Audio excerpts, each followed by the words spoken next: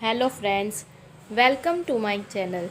In today's session, I am going to explain you chapter number 10, Respiration in Organisms of Science, Standard 7th. We all know very well, respiration is one of the important process in our life because we cannot survive without air. Now question is why do we respire. हम ये respiration की process क्यों करते हैं।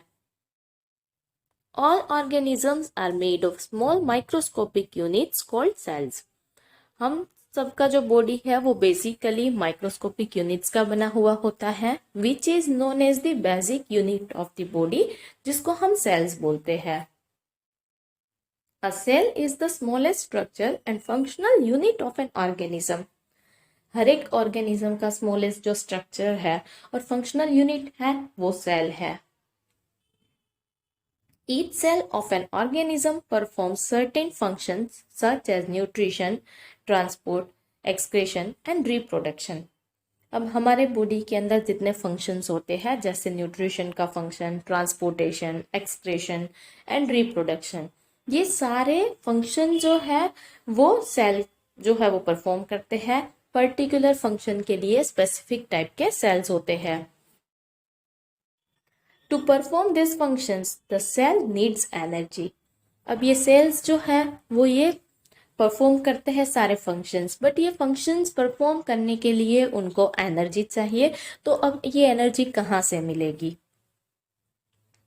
Even when we are eating, sleeping और reading we require energy. Even हम सोते भी हैं या चलते हैं, बात करते हैं, हर एक काम करने के लिए भी हमें एनर्जी चाहिए। Like this baby is sleeping but still उसको भी एनर्जी चाहिए। The food has stored energy which is release during the respiration. We all know very well कि हम खाना क्यों खाते हैं, हमारे प्रॉपर ग्रोथ के लिए, एंड हमारे बॉडी को जो एनर्जी चाहिए वो फूड में से मिलती है। बट एनर्जी कब मिलेगी फूड में से, जब हम रेस्पिरेशन की प्रोसेस करते हैं, तब जाके फूड में जो एनर्जी स्टोर होती है वो रिलीज होती है। Therefore all living organism respire to get energy from food. So ultimately food के अंदर जो एनर्जी स्टोर्ड है उसको यूज करने के लिए, उसको रिलीज करने के लिए हम रेस्पिरेशन की प्रोसेस करते हैं ताकि एनर्जी रिलीज हो एंड हम कुछ फंक्शन कर पाए, हम कुछ काम कर पाए। The air we breathe in is transported to all parts of the body and ultimately to each cell. अब जब हम ब्रीदिंग करते हैं तो ये जो भी एयर होती है वो उसके अंदर से ऑक्सीजन जो है वो एब्जॉर्ब होता है और ये ऑक्सीजन पूरे बॉडी के अंदर ट्रांसपोर्ट किया जाता है। अल्टीमेटली ये हर एक सेल को ऑक्सीजन मिलता है। In the cells oxygen helps in the break down of food.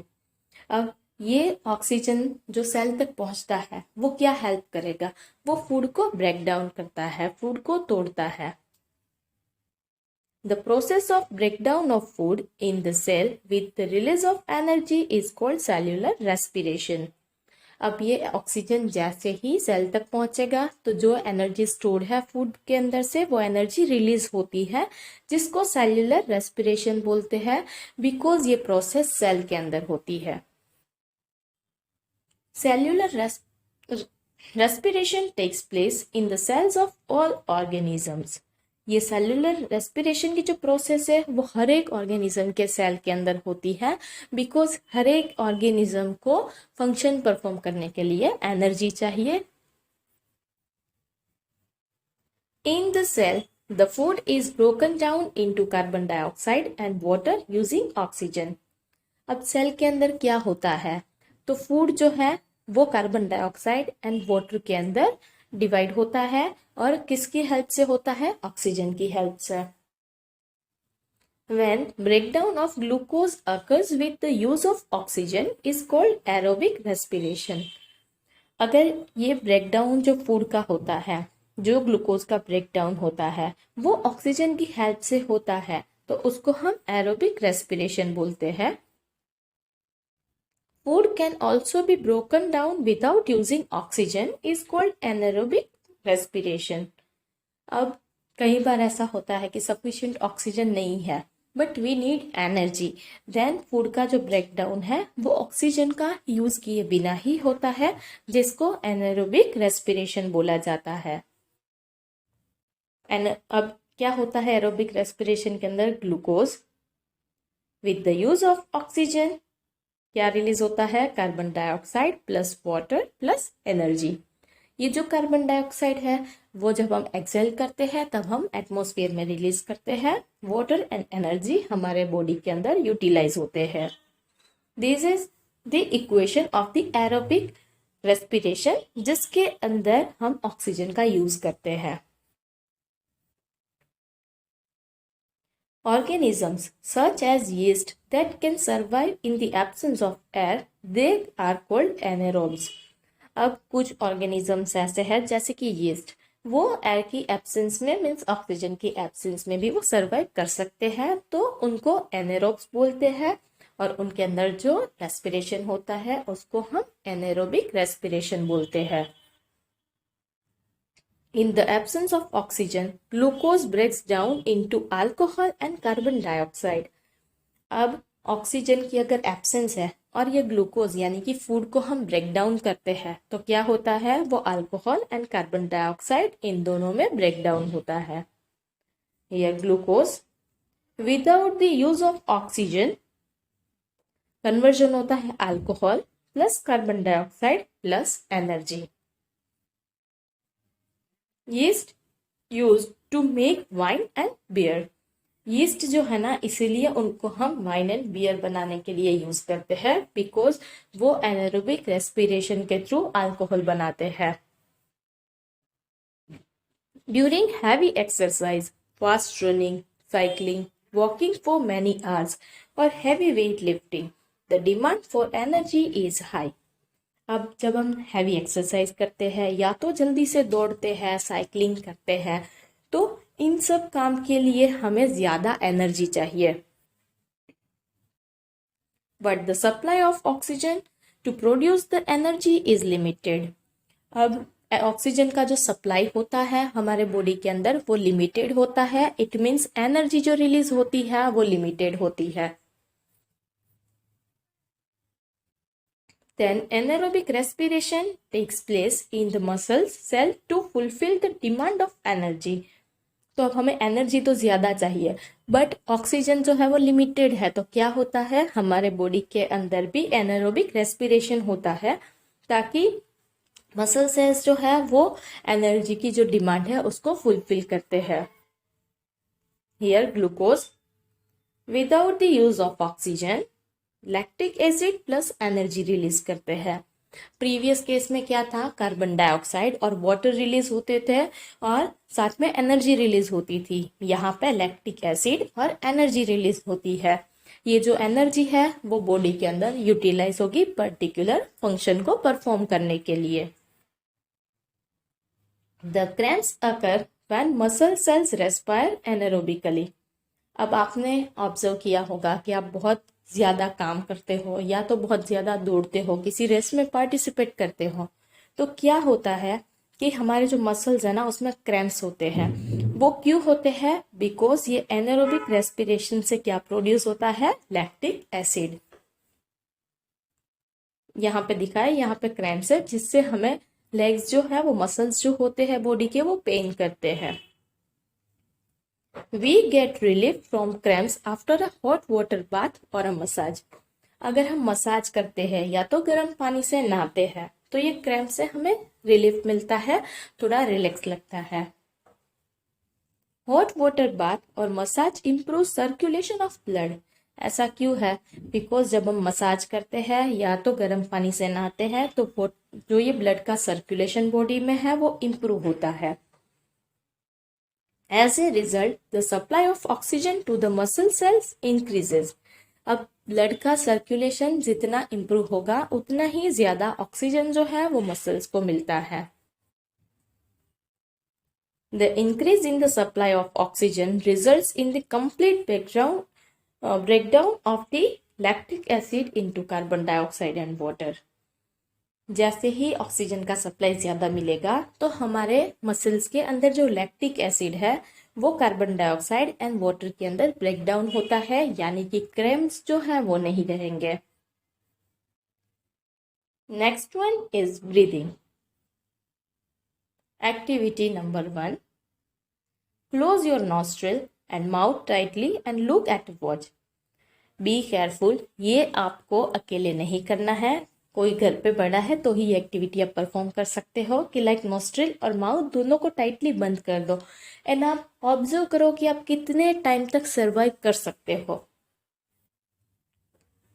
You need to do like this, but ये एक्टिविटी के बाद आपको रियलाइज होगा कि हम ज़्यादा देर के लिए, हम फ्यू सेकेंड्स के लिए हार्डली नोज एंड माउथ दोनों को टाइटली क्लोज करके रह सकते हैं। We can not survive for long without breathing. Breathing जो है वो किए बिना हम ज़्यादा टाइम के लिए सर्वाइव नहीं कर सकते। द टेकिंग इन और of rich air in oxygen into the body is called the inhalation, and giving out of air rich in carbon dioxide is called an exhalation. अब हम जब ये रेस्पिरेशन की प्रोसेस करते हैं उसमें ऑक्सीजन रिच जो एयर है वो हमारे बॉडी के अंदर जो हम लेते हैं उसको इनहेलेशन बोला जाता है, और जो हम बाहर रिलीज करते हैं वो कार्बन डाइऑक्साइड वाली एयर होती है। उसमें कार्बन डाइऑक्साइड जो है उसकी क्वांटिटी ज़्यादा होती है जिसको हम एक्सहेलेशन बोलते हैं। It is a continuous process which goes on all the time and throughout the life of an organism. ये ना कंटिन्यूस प्रोसेस है, चाहे हम सो भी रहे हैं तो भी हमारे अंदर ये ब्रीदिंग की जो प्रोसेस है वो कंटिन्यूस चालू होती है, और जब तक हमारी लाइफ है तब तक ये प्रोसेस कंटिन्यूस होती है। हर एक लिविंग ऑर्गेनिज्म के अंदर ब्रीदिंग की जो प्रोसेस है वो continuously through out the life होती है। The number of times a person breathes in a minute is termed as breathing rate.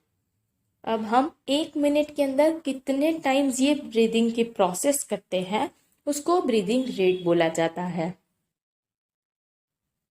अब breath means 1 inhalation plus 1 exhalation. अब ब्रीदिंग का मीनिंग क्या है? एक बार इनहेल करते हैं यानी कि एयर जो है वो अंदर लेते हैं, और एक बार एटमॉस्फेयर के अंदर रिलीज करते हैं जिसको हम ब्रीथ बोलते हैं। An adult human being at rest breathes in and out 15 to 18 times in a minute. Generally जो एडल्ट्स होते हैं, बड़े होते हैं, वो अगर कुछ ज़्यादा मतलब हाइपर एक्टिविटी कुछ नहीं कर रहे हैं तो उनका जो ब्रीदिंग रेट है वो जनरली 15 to 18 टाइम्स पर मिनट होता है।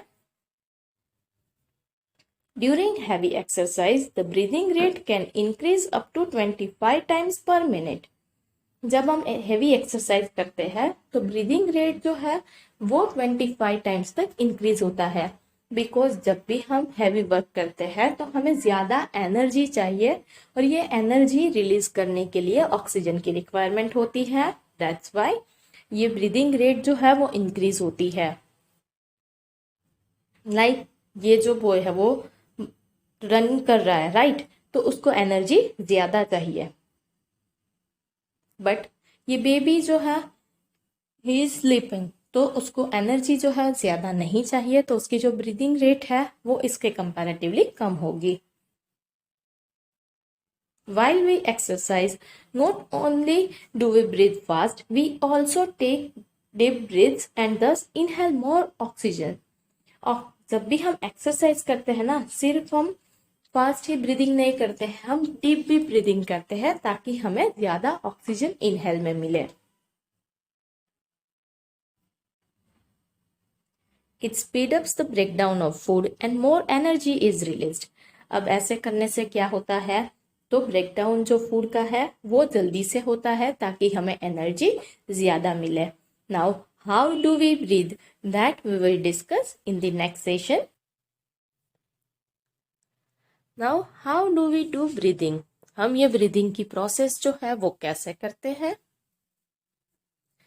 When we inhale air, it passes through our nostril into the nasal cavity. अब जब हम इनहेल करते हैं तो एयर कहाँ पे जाती है? हमारे नॉस्ट्रल से लेके नसल कैविटी के अंदर जाती है। यहाँ पे नॉस्ट्रल होता है जहाँ से नसल कैविटी के अंदर जाती है। फ्रॉम द नसल cavity the air reaches our lungs through the wind pipe. अब ये नसल कैविटी जो होती है वहाँ से विंड पाइप के अंदर एयर जो है हो जाती है और वहाँ से लंग तक पहुँचती है। Lungs are present in the chest cavity. This cavity is surrounded by ribs on the sides. अब lungs जो है वो कहाँ पे होते हैं? चेस्ट कैविटी के अंदर, और ये चेस्ट कैविटी के आसपास ये रिब्स होते हैं। रिब्स जो है वो लंग को प्रोटेक्ट करते हैं। A large muscular sheet called diaphragm form the floor of the chest cavity. अब चेस्ट कैविटी के अंदर ये डायफ्राग्राम जो है वो एक मस्कुलर शीट जो है वो फॉर्म करते हैं। Breathing involves the movement of diaphragm and the rib cage. अब जब हम ब्रीदिंग करते हैं तो ये डायफ्राग्राम जो है उसका और रिब केज इन दोनों का मूवमेंट होता है। नाउ लेट्स सी ये मूवमेंट जो है वो किस तरीके से होता है। During inhalation ribs moves up and outwards and diaphragm moves down. अब जब हम इनहेल करते हैं, सांस लेते हैं, तो क्या होता है? रिब केज जो है वो ऊपर जाते हैं और ये आउटवर्ड आते हैं, और डायफ्राग्राम जो होते हैं वो नीचे की साइड आते हैं। Here also you can see, जब ये एयर अंदर आती है तो डायफ्राग्राम जो है वो नीचे आते हैं। This movement increase the space in our chest cavity and air rushes into the lungs. The lungs get filled with air. अब क्या होता है कि ये जो मूवमेंट है उससे क्या होगा? डायफ्राग्राम जैसे ही नीचे आते हैं तो उसको स्पेस जो है वो ज़्यादा मिलती है। सो क्या होगा कि एयर जो है वो अंदर आएगी और लंग्स जो है वो पूरे एयर से भर जाते हैं। During acceleration ribs move down and inwards while diaphragm moves up to its former position. अब जब हम एक्सेल करते हैं तब डायफ्राग्राम जो है वो क्या करते हैं? नीचे की ओर आते हैं, और ये डाउन होते हैं और इनवर्ड भी, मतलब ये अंदर चले जाते हैं। तो क्या होगा कि जो लंग रिब्स नीचे आएंगे और डायफ्राग्राम जो है वो ऊपर की ओर जाएगा, तो क्या होगा कि अपनी फॉर्मर यानी कि ओरिजिनल पोजीशन के अंदर आता है और एयर जो है वो बाहर निकल जाती है। This reduces the size of chest cavity and air is pushed out of the lung. अब क्या होगा? स्पेस जो है वो कम मिलेगी, तो क्या होगा? एयर जो है वो बाहर की साइड चली जाएगी, और ये इनहेल और एक्सेल की जो प्रोसेस है वो इस तरीके से कंटिन्यूअसली होती है। The air around us has various types of unwanted particles such as smoke, dust, pollen, etc. अब हमारे आसपास जो एयर होती है उसके अंदर डस्ट है, स्मोक है, पोलन है, ये सब कुछ होता है। बिकॉज हम जनरली कहते हैं कि हम जब इनहेल करते हैं तब हम ऑक्सीजन लेते हैं, but air is a mixture of gases और उसके आसपास कुछ अनवांटेड पार्टिकल्स भी प्रेजेंट होते ही है। When we inhale, the particle get trapped in the air present in our nasal cavity. अब जब हम इनहेल करते हैं तब ऐसे कुछ डस्ट या ऐसे कुछ अनवांटेड पार्टिकल्स हैं, तो हमारे नसल कैविटी के जो हेयर होते हैं उसके अंदर ये ट्रैप हो जाते हैं, वो अंदर नहीं जाने देते generally. However, sometimes these particles may get past the hair in the nasal cavity. अब कई बार क्या होता है कि नसल कैविटी जो है उसके हेयर में ये अनवांटेड पार्टिकल्स नहीं रहते, वो हमारे जब हम इनहेल करते हैं तो एयर के साथ अंदर चले जाते हैं। Then they irritate the lining of the cavity as a result of which we sneeze. अब क्या होता है कि जैसे ही अंदर जाएंगे तो ये जो कैविटी होती है उसके अंदर ये इरिटेशन प्रोड्यूस करते हैं, जिसकी वजह से हमें छींक आती है, स्नीजिंग होता है। Sneezing expels these foreign particles from the inhaled air and a dust-free clean air enters in our body. अब स्नीजिंग में क्या होता है कि जितने भी ये अनवांटेड पार्टिकल्स हमारे बॉडी के अंदर गए हैं वो हमारा बॉडी एक्सेप्ट नहीं करता है, उसको बाहर की साइड ये निकाल देगा, और जो प्योर एयर होती है उसी को एक्सेप्ट करता है। दैट्स वाई जब भी हम स्नीज करते हैं, जब भी हमें छींक आती है, तब हमें क्या करना चाहिए, हैंकरचीफ जो है वो यूज़ करना चाहिए, ताकि जितने भी फॉरेन पार्टिकल्स है उसके साथ कुछ बैक्टीरियाज भी हमारे नोस्ट्रिल से आते हैं, तो किसी और को इन्फेक्शन भी ना हो। Now activity number 2, take a white plastic बोतल, remove the bottom, get a Y shape glass और प्लास्टिक ट्यूब। अब फर्दर ये प्रोसीजर समझनी है कि ये एग्जैक्टली इनहेल एंड एक्सेल कैसे होता है। उसके लिए एक एक्टिविटी करनी है, तो उसके लिए एक प्लास्टिक की बोतल लेनी है, उसका जो बॉटम है नीचे का पोर्शन है वो निकालना है, और एक प्लास्टिक की ट्यूब या तो वाई शेप का ग्लास लेना है। Make a hole in the lid so that the tube may pass through it. अब लीड के ऊपर, ढक्कन के ऊपर होल बनाना है जिससे ट्यूब उसमें से पास हो। हियर यू कैन सी, यहाँ पे ये ट्यूब है, लीड पे होल है, और नीचे जो है वो 2 बलून्स भी लगाए हुए हैं। To the forked end of the tube fix two deflated balloons. अब यहाँ पे जो वाई शेप की जो ट्यूब है उसमें नीचे के साइड 2 बलून्स लगाने हैं। Seal the bottle to make it air tight. To the open base of the bottle tie a thin rubber or plastic sheet using a large rubber band. अब ये बोतल को सील करने के लिए क्या करना है कि हमें एयर टाइट ऊपर से बंद करना है, और जो नीचे का पोर्शन है वहां पे हमें प्लास्टिक की शीट या तो रबर लगाना है, और लार्ज रबर बैंड जो है उससे ये पूरा सील कर देना है।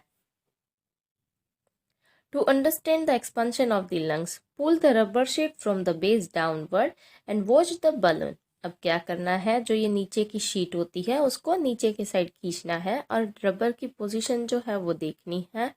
जैसे ही नीचे खींचोगे तो क्या होगा, it is like diaphragm moves downward. जैसा डायफ्राम नीचे आता है तो क्या होता है, एयर जो है वो लंग के अंदर बढ़ती है, तो बलून्स जो है उसके अंदर एयर जो है वो अंदर एंटर होगी। Next push the rubber or plastic sheet up and observe the balloons. अब उसको ऊपर की साइड पुश करना है, जैसा डायफ्राम ऊपर जाता है तो क्या होगा, यहाँ से जो एयर है वो रिलीज होगी। तो इनहेल की प्रोसेस इस तरीके से डायफ्राम में होती है, और एक्सेलिंग ऐसे होता है।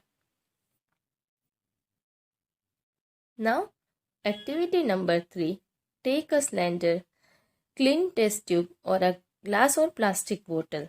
अब आपको एक सिलेंडर लेना है, टेस्ट ट्यूब लेनी है, और प्लास्टिक या तो ग्लास की एक बोतल लेनी है।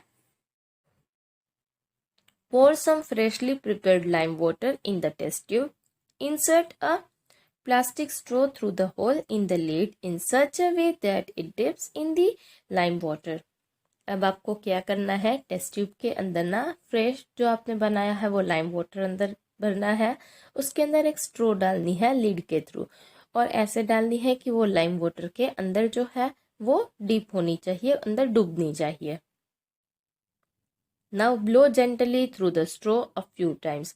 अब आपको क्या करना है कि ब्लो करना है, जैसे हम एक्सेल करते हैं ना वैसे ही ब्लो करना है। Then you need to observe, ऐसे ब्लो करना है लाइम वाटर के अंदर, ये जो स्ट्रो है वो पूरी डीप है। Lime water turns milky which indicates the air contains carbon dioxide. अब लाइम वाटर जो है वो मिल्की हो जाएगा, जो इंडिकेट करता है कि जो एयर हमने ब्लो की है उसके अंदर कार्बन डाइऑक्साइड है। विच इंडिकेट्स कि हम जो एक्सेल करते हैं उसमें कार्बन डाइऑक्साइड होता है। The percentage of the oxygen and carbon dioxide in inhale and exhale areas are given. जैसे लंग्स के अंदर जो हम इनहेल करते हैं उसमें जनरली 21% ऑक्सीजन होता है। वाई 21? बिकॉज एटमॉस्फेयर के अंदर 21% ऑक्सीजन होता है, और उसके अंदर कार्बन डाइऑक्साइड जो है वो 0.04% होता है। जब हम एक्सेल करते हैं उस एयर में 16.4% ऑक्सीजन होता है, और कार्बन डाइऑक्साइड जो है वो 4.4% होता है। If you compare this to, inhale में 21% ऑक्सीजन, एक्सेल में 16.4%, इट मीन्स हमारे बॉडी के अंदर जो ऑक्सीजन जो है वो यूटिलाइज होता है, ऑक्सीजन एक्सेप्ट होता है, जबकि कार्बन डाइऑक्साइड 0.04% था, वो एक्सेल होता है तब 4.4% हो जाता है। इट मीन्स कार्बन डाइऑक्साइड जो है वो हमारे बॉडी के अंदर से हम एक्सेल के टाइम रिलीज करते हैं। Now breathing in other animals. अब हम ये जो ब्रीदिंग हुआ ना वो ह्यूमन बींग्स की हमने बात की। सिमिलर वे काउ, डॉग्स, इन सब में भी ऐसे ही ब्रीदिंग होता है, बट कुछ एनिमल्स और इंसेक्ट्स के अंदर जो ब्रीदिंग है वो डिफरेंट वे से होता है। So now let's discuss about it. First one is cockroach. अब देखते हैं कॉकरोच के अंदर जो ब्रीदिंग की प्रोसेस है वो कैसे होती है। A cockroach has small openings on the sides of its body. अब कॉकरोच के अंदर ना स्मॉल टाइनी पार्टिकल्स और ओपनिंग्स होते हैं बॉडी के अंदर। These openings are called spiracles. Insects have a network of air tubes called the trachea for gas exchange. अब इस ओपनिंग को ना स्पिरेकल्स बोला जाता है और इंसेक्ट्स के अंदर ना एक नेटवर्क होता है एयर ट्यूब का जिसको ट्रेकिया बोला जाता है और ये ट्रेकिया के थ्रू गैसेस जो है वो एक्सचेंज होते हैं। हियर यू कैन सी ये टाइनी जो होल्स है दोज आर स्पिरेकल्स एंड यहाँ पे जो है ये पूरी गैस की ट्यूब्स है जिसको हम ट्रेकिया बोलते हैं। Oxygen rich air rushes through spiracles into the trachea tubes, diffuse into the body tissue and reaches every cell of the body. अब ये ऑक्सीजन रिच एयर की जो ये इनहेल करते हैं वो स्पिरेकल्स के थ्रू ये ट्रेकिया ट्यूब्स के अंदर जाती है और ट्रेकिया ट्यूब्स के थ्रू ये हर एक बॉडी के टिश्यू एंड फाइनली सेल को मिलती है जहाँ से फूड के अंदर से एनर्जी रिलीज होगी। Similarly, carbon dioxide from the cell goes into the trachea tubes and moves out through the spiracles. Similar way exhale कैसे होगा? तो एक्सेल जो है वो सेल के अंदर से कार्बन डाइऑक्साइड ये रिलीज करते हैं। ये कार्बन डाइऑक्साइड ट्रेकिया ट्यूब में आता है जहाँ से स्पिरेकल के थ्रू इसको बाहर निकाला जाता है। तो ये एक्सेल की जो प्रोसेस है उसके अंदर कार्बन डाइऑक्साइड रिलीज करते हैं और इनहेल में ये ऑक्सीजन एक्सेप्ट करते हैं। हम ह्यूमन बींग्स के अंदर ये प्रोसेस जो है वो नॉस्ट्रिल के थ्रू होती है जबकि कॉकरोच के अंदर ये स्पिरेकल्स के थ्रू होती है और ट्रेकिया के थ्रू जो गैसेस है वो पूरे सर्कुलेट होते हैं। These air tubes or the trachea are found only in insects.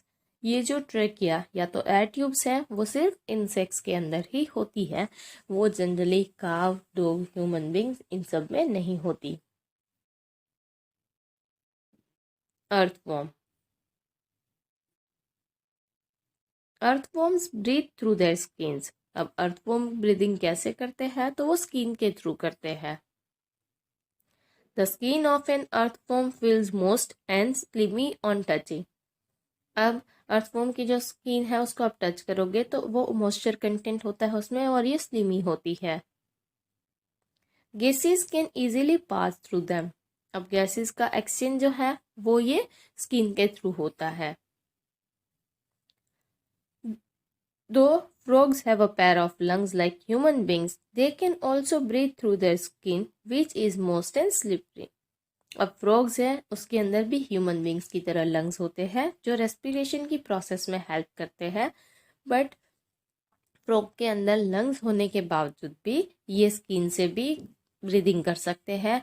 इसकी जो स्किन है वो मोइस्ट होती है एंड स्लिपरी होती है जिससे गैसेस एक्सचेंज हो सकते हैं। Now next is fish. Gills, projections of the skin help fish to use oxygen dissolved in water. अब फिश के अंदर जो गिल्स होते हैं जो स्किन के ऊपर जो ये प्रोजेक्शन होते हैं वो ऑक्सीजन को एब्जॉर्ब करने में हेल्प करते हैं। फिश जो है वो पानी में रहती है तो उनको जो पानी के अंदर डिसॉल्व्ड ऑक्सीजन है वही यूटिलाइज करना होता है। Gills are well supplied with blood vessels for exchange of gases. अब गिल्स के अंदर ना एक ब्लड का वेसल्स होते हैं जिससे वो गैसेस का एक्सचेंज होता है। Next one is plants. Plants के अंदर अब कैसे होता है? They also take in oxygen from the air and give out carbon dioxide.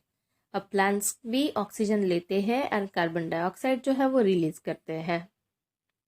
In plants each part can independently take in oxygen from air and give out carbon dioxide. अब plant के हर एक पार्ट के अंदर independently ये function होता है कि वो ऑक्सीजन एक्सेप्ट करते हैं एंड कार्बन डाइऑक्साइड रिलीज करते हैं। सी, अब तक हमने देखा कि ह्यूमन बीइंग्स, कॉकरोच, फिश, इन सब के अंदर ना स्पेशल ऑर्गन्स होते हैं जिसके थ्रू होता है, जबकि प्लांट्स के हर एक पार्ट के अंदर होता है ये रेस्पिरेशन की process. The leaves of plants have tiny pores called stomata for exchange of oxygen and carbon dioxide. अब लीव्स के अंदर ना स्टोमाटा होता है, जो टाइनी पोर्स होते हैं ना उसको स्टोमाटा बोला जाता है, जिसके थ्रू ये गैसेस का एक्सचेंज होता है। हियर यू कैन सी कि यहाँ पे सोइल के पार्टिकल्स है, एयर के बीच में स्पेस है। दिस वन इज रूट है। रूट्स कैसे करते हैं? Root take up air from the air space present between the soil particles. अब रूट्स जो है वो क्या करते हैं, ये एयर पार्टिकल्स यहाँ पे सोइल के बीच में जो प्रेजेंट है उसमें से इनहेल करते हैं। All living organisms need to respire to get the energy needed for their survival. अब जितने भी लिविंग बींग्स हैं उन सब के सर्वाइवल के लिए रेस्पिरेशन की जो प्रोसेस है वो कंपलसरी है। हर एक लिविंग बींग सर्वाइवल के लिए रेस्पायर करता है। And one more thing is that जो ये प्लांट्स होते हैं वो अपने लिए फूड खुद बनाते हैं, दैट यू ऑलरेडी नो। तो उस प्रोसेस के अंदर वो कार्बन डाइऑक्साइड जो है वो एक्सेप्ट करते हैं एंड ऑक्सीजन जो है वो रिलीज करते हैं। बट जब और ये फूड बनाते हैं, फूड को स्टोर करते हैं, बट अल्टीमेटली प्लांट्स जो है वो भी एक लिविंग बींग है, सो दे ऑल्सो नीड एनर्जी। उनको भी एनर्जी चाहिए, तो फूड जो है उसका ब्रेक डाउन होना ज़रूरी है, फूड में से एनर्जी रिलीज होना ज़रूरी है। इस प्रोसेस के लिए ये ब्रीदिंग करते हैं जिसमें ऑक्सीजन को एक्सेप्ट करते हैं एंड कार्बन डाइऑक्साइड को रिलीज करते हैं। Here I have explained you entire chapter. Thank you. Thank you for watching this video. If you have really liked this video, please like it and share it with your friends. If you have not subscribed my channel yet, please subscribe it by pressing the bell icon on the right hand side. Thank you.